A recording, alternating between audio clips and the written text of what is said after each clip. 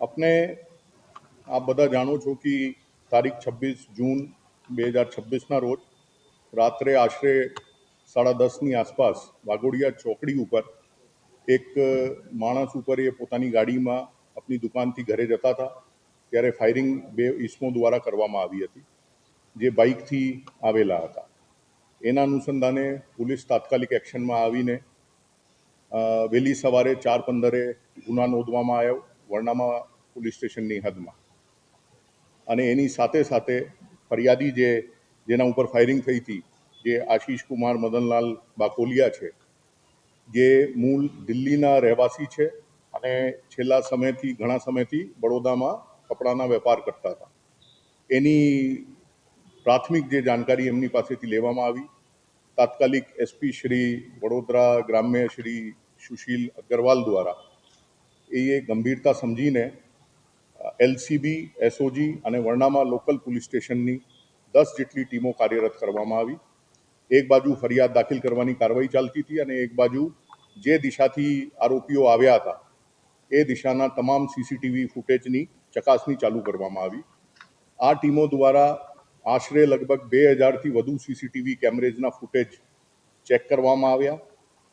જે ચેક કરતા એક બાઇક જેનું નંબર GJ06AO9199 એ બાઇક ઉપર સંદિગ્ધ લોકો જે છે મૂવમેન્ટ કરતા જોવા મળ્યા। એ બાઇકને ટાર્ગેટમાં રાખીને અલગ અલગ સીસીટીવીને જ્યારે ચકાસણી કરવામાં આવી તો જૂન મહિનાની અલગ અલગ તારીખોમાં અલગ અલગ લોકેશનમાં વડોદરા શહેરની અંદર એ લોકોના મૂવમેન્ટ જણાઈ આવેલ જેના અનુસંધાને એક મેડિકલ શોપમાંથી આ બાઇકની સાથે જે માણસ મુસાફરી કરતા હતા એનું ક્લિયર ફૂટેજ મળ્યા। પોલીસ પાસે ક્લિયર ફૂટેજ આવ્યા પછી અમારી પાસે જેટલા પણ ટેકનિકલ પોર્ટલ્સ અવેલેબલ છે એમાં એ ફૂટેજને રન કરવામાં આવ્યો। પેરેલલ અમારી તપાસ જે વિસ્તારોમાં એ લોકો રેકી કરતા હતા રહેતા હતા એ બધી જગ્યાએ બાઇકના મૂવમેન્ટને ટ્રેસ કરવામાં આવ્યા અને એમાં અમને પહેલા આરોપી જે છે એ 19 તારીખના રોજ જ્યારે એ લોકો 2 ટિકિટ ખરીદીને રેલવે સ્ટેશનથી દુર્ગ માટે રવાના થયા તો એ કન્ફર્મ થઈ ગયા કે આ લોકો જે મૂવમેન્ટ કરી રહ્યા છે એ છત્તીસગઢ સાથે એનું કંઈ કનેક્શન છે અને પહેલા આરોપી જે વિક્રમ છે વિક્રમ પ્રતાપસિંહ એ આઈડેન્ટિફાઈ થયા। હવે વિક્રમ પ્રતાપસિંહના જેટલા પણ ડિટેલ્સ હતા એની જ્યારે ચેકિંગ કરી તો એમના પાસપોર્ટ નંબર પોલીસની પાસે આવ્યો। પાસપોર્ટ નંબરથી ચેક કરતા એની ઇન્ટરનેશનલ ટ્રેવલ હિસ્ટ્રી મળી અને ફરિયાદીએ જે રીતે પોલીસને જાણ કરી હતી કે અગાઉ એ 2.5 વર્ષ પહેલાં ફિજીમાં નોકરી કરતો હતો। દયાલ સ્ટીલ કરીને એક કંપની છે એમાં નોકરી કરતા હતા અને એના જે માલિક છે જય દયાલ એની સાથે એની તકરાર ચાલતી હતી। તો ઇન્ટરનેશનલ હિસ્ટ્રી જ્યારે કાઢવામાં આવી તો ખબર પડી કે એ એપ્રિલના મહિનામાં ફિજીથી સિંગાપુરથી ન્યૂ દિલ્હી લેન્ડ થયા છે અને આગળની તપાસ કરતાં એમનું લિંક ત્યાંના એક આરોપી દુર્ગના એક કુખ્યાત આરોપી છે ગુરજીતસિંહ એમની સાથે એનું લિંક એસ્ટાબ્લિશ થયા।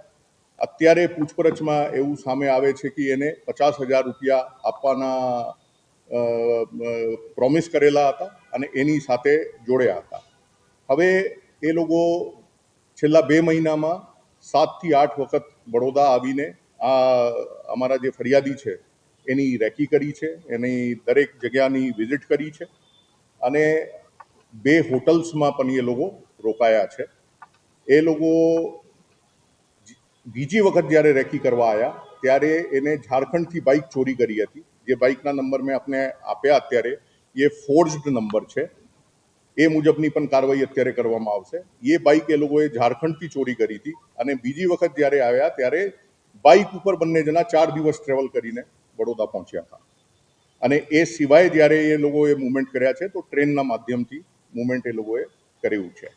હવે એ લોકોને આપણે એ 19 તારીખે જ્યારે પરત ગયા અને એ ડિટેલ અમને મળી પછી એ લોકો પાછા 25 તારીખે આવે છે ટ્રેન રૂટથી અને બાઇકને રેલવે સ્ટેશનથી પિક કરે છે। દર વખતે રેલવે સ્ટેશન બાઇક મૂકીને જતા હતા અને પછી એ લોકો પૂજા મોલમાં જે પરિવાર 4 રસ્તા ઉપર છે ત્યાં પિક્ચર જોવા ગયા। તે દિવસે એ લોકોએ જિંદગી વન્સ મોર નામની મૂવી જોઈ છે અને 26 તારીખે આ ગુનાને અંજામ આપતા પહેલાં પણ એ લોકોએ બંસલ મોલમાં ધુરંધર મૂવી જોઈ છે। તો એ બતાવે છે કે એ લોકો કેટલા રેકી કરીને ડીપમાં પ્લાનિંગ કરીને બેઠા હતા.